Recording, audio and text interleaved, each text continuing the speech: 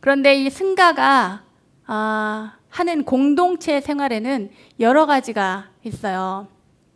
근데 이 여러 가지 승가 모임에 다 같이 모이려면 뭔가 정사가 필요하겠죠. 집같이 생긴 그런 것들이 필요할 거 아니에요. 물론 뭐 숲에서 다 같이 모여서 해도 되겠지만 승가의 모임에 이때는 포살이라는 것도 있고, 여기 보시면 법문도 하고 포살도 하고 하는데, 이런 승가 모임을 할 수 있는 큰 정사들을 나중에 그 기부를 받게 돼요. 여기 보시면은 그 그림들이 그려져 있죠. 근데 우리나라에도 보면 절에 가면은 그림들 그려져 있죠. 네, 그림이 많이 있는데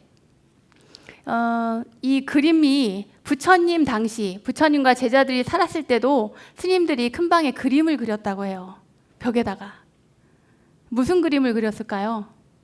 그 그림을 그리되 산도 그릴 수 있고 강도 그릴 수 있고 자연을 그릴 수 있는데 남녀의 자태는 절대로 그려서는 안 된다라고 하는 규칙이 있었대요. 그래서 지금도 저기 보면은 옆에도 이렇게 보이는지 모르겠어요. 그림들이 쭉 있고, 우리나라에도 가면은 부처님의 모습이나 제자들의 모습이나 또 산 경치 좋은 그런 모습들까지 다 있는데, 그런데 여인의 모습, 잘생긴 남자의 모습 뭐 이런 건 없어요. 남녀의 자태는 그릴 수 없도록 해놓은 거죠. 그리고 여기 지금 법문하는 모습을 보세요. 법문이나 포사를 할 때 스님들께서 다 어떻게 하고 계세요? 오른쪽 어깨를 드러내고 있죠. 네, 편단우견을 하고 있어요. 여러분들이 그 존경하는 마음에 사찰에 큰 스님들이 계시다고 가서 편단우견 하시면 안 됩니다. 여름에 덥다고 막 편단우견 하고 그러시면 안 돼요. 이렇게 모이는데, 포살이라고 하면 이 포살이 굉장히 중요해요. 근데 포살이 스님들의 포살도 있고 또 그 일반인들 제가불자의 포살이 있는데 두 종류가 서로 다릅니다. 다른데 그 스님들의 포살은 다 같이 모여서 율장을 이렇게 암송을 하는 거예요. 외워서 다 같이 합송을 하죠. 율장 낭송회라고 생각을 하시면 됩니다. 근데 제가자의 포살은 달라요. 제가자들은 가서 사찰에 가서 스님들과 똑같은 수행 생활을 한다라고 하는 각오로 이렇게 가서 하루낮 하루밤을 지내고 오는 거예요. 근데 거기 가서 물론 스님들께 법문을 들을 수도 있고 또 앉아서 명상을 할 수도 있고 또 여러 가지 그 하루낮 하루밤을 보내고, 그러고 돌아와서 아침에 와서 또 스님들께 올릴 공양을 챙겨가지고 다시 또 갑니다. 정사에 가서 스님들께 공양을 올려요. 공양을 올리고, 그리고 이제 하루낮 하루밤의 수행생활이 제가포살이 끝나요. 그런 다음에 돌아오죠. 이것을 늘 반복적으로 하기 때문에 일상 수행을, 그리고 또 자기의 삶을 돌아보고 그 컨트롤할 수 있는 그런 어떤 시스템을 갖추고 있었던 것 같아요. 자, 주거생활 원칙입니다. 조금 전에 말씀드린 나무 아래 머문다, 나무 아래에서 산다는 건데, 이 말은 곧 뭐냐면 간소하게 산다는 얘기예요. 간소하게. 그리고 언제라도 떠날 수 있게. 사실 승가의 기본 생활 원칙이라고 하는 것은 의식주, 이렇게 분소의를 입고 걸식을 하고 나무 아래 살고 진기약, 이거는 그때 당시에 소의 배설물로 만든 약을 말한대요. 그래서 만병통치약처럼 이렇게 사용을 했다고 하는데, 이 네 가지 원칙이 있어요. 근데 여기에서 우리가 착각하면 안 되는 게 뭐냐면 모든 스님들이 이렇게 살지 않았다는 거예요. 모든 스님들이 이렇게 살지 않았다. 이것은 무엇이냐면 승가가 제가자들로부터 공양을 받지 못했을 때, 아무것도 없을 때 최소한의 원칙으로 살 수 있었던 거예요.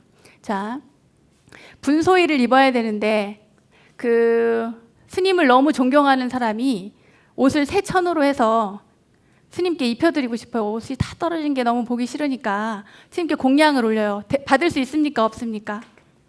받을 수 있어요. 그런데 내가 이제 금방 옷을 새로 받았는데 그 다른 스님이 또 다른 신도가 스님께 또 옷을 해주고 싶어요. 그 옷을 받을까요, 말까요? 받지 말까요? 받을까요? 받을까요? 받아요. 받습니다. 받는데 이제 나중에는 약간 편법처럼 이것을 다 보관하고 그리고 자기 소유이되 자기 소유가 아닌 것처럼 하는 여러 가지 어떤 장치들이 마련이 되게 돼요. 걸식을 하죠. 모든 스님들이 걸식을 해서 먹고 살아야 돼요. 그런데 걸식을 하지 않는 경우가 있습니다. 어떤 경우가 있을까요? 공양청이라는 게 있어요. 스님을 모셔다가 스님께 공양을 내가 맛있게 해서 대접을 하고 싶어요. 그러면은 그 공양을 스님들이 모두 가가지고 받을 수 있어요, 없어요? 받을 수 있어요. 그리고 승가에 내가 먹을 걸 잔뜩 해가지고 스님들이 사는 곳에 가져가서 스님들께 공양을 해드리고 싶어요. 받을 수 있을까요, 없을까요? 받을 수 있죠. 그래요. 그리고 수화주. 여러분 그 아까 금강경 얘기했는데 기수급고독원 급고독 장자가 기원정사를 그 부처님과 제자들에게 기부를 하잖아요. 거기에서 이제 스님들이 생활을 하시고 편리하게 여러 가지. 근데 승가 안에 그 기원정사 안에는 여러 가지 정사 안에 그게 있었대요. 그 연못도 있고 목욕하는 연못도 있고 그리고 스님들 불씨를 보관하는 곳도 있고 물 마시는 곳도 있고 큰 방도 있고 이렇게 다 나누어져 있고 그것을 관리하는 스님들이 다 있었다고 해요.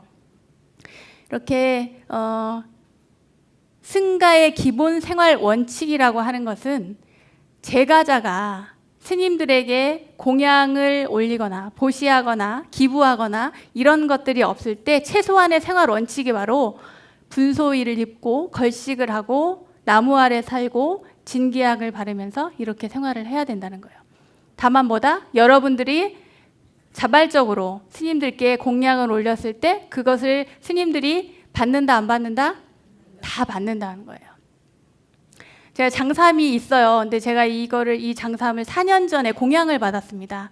어떤 아이가 아이를 마음의 병이 있는 아이가 있는데 그 아이의 마음의 병을 고쳐주어서 고맙습니다 라고 해서 그 아이의 어머님이 저에게 공양을 해준 거예요. 근데 저는 장삼이 이미 있는데 이 공양을 또 받게 된 거죠. 받아도 돼요. 물론 이런 것들만 계속 쌓아놓고 이렇게 재산을 축적하라는 그런 의미가 아닙니다. 물론 이렇게 받아서 나중에는 다 이렇게 돌려주고 후배들에게 전해주고 주변에 있는 스님들과 함께 나누어 있기도 하고 이렇게 하는데 승가의 기본 생활 원칙 부처님 당시에는 그랬다는 거죠.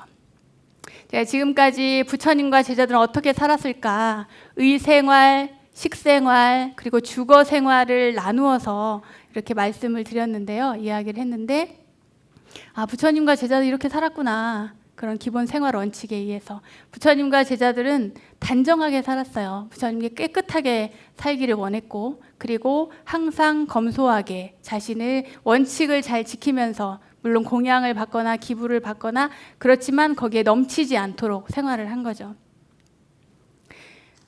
출가라는 것이 그리고 승가 공동체라고 하는 것이 간결하고 자유로운 삶 그 삶 속에 그 단순하게 심플하게 사는 것에서 아름다움을 우리가 느낄 수 있어야 될 것 같아요. 2600년 전에 부처님과 제자들이 어떻게 살았는지 우리가 그거 알아서 뭐 하겠어요? 라고 생각할 수도 있겠지만 그걸 알아서 그것을 통해서 우리 삶을 돌아보고 내가 가진 소유물이 얼마나 많은가 그리고 내가 가진 기본 생활의 원칙은 무엇인가 이런 것들을 다 여러분들이 생각을 하시고 삶을 돌아보시고 조금 정갈하게 사시고 또 아름답게 살라는 의미에서 오늘 부처님과 제자들은 어떻게 살았을까 의식주로 나누어서 여러분들께 설명을 드렸습니다.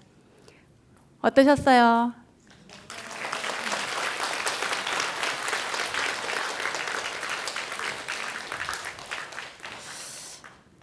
여러분들께서 부처님과 제자들이 어떻게 살았는지는 책을 보면은 알 수도 있고 또 스님들을 통해서 알 수도 있지만 이렇게 출가한 스님이 인도에서부터 그때 당시나 의상의 변화라든지 그리고 이런 것들을 이렇게 전달을 하니까 이야기를 함께 함으로써 조금 더 친숙하게 느끼셨으면 좋겠다는 생각도 한편으로 합니다. 우리가 사실은 출가자라고 하면은 너무나 멀리 있는 존재고 좀 낯설고 이 의상이라는 것에 대한 어떤 거부감도 약간 있는 것 같은데, 사실 이 옷은 그냥 벗으면 한복의 가사만 벗으면 우리 고유의 의상이라는 거거든요. 여러분들께서 아무튼 출가자와 좀 더 가까워지는 그런 계기도 됐으면 좋겠습니다.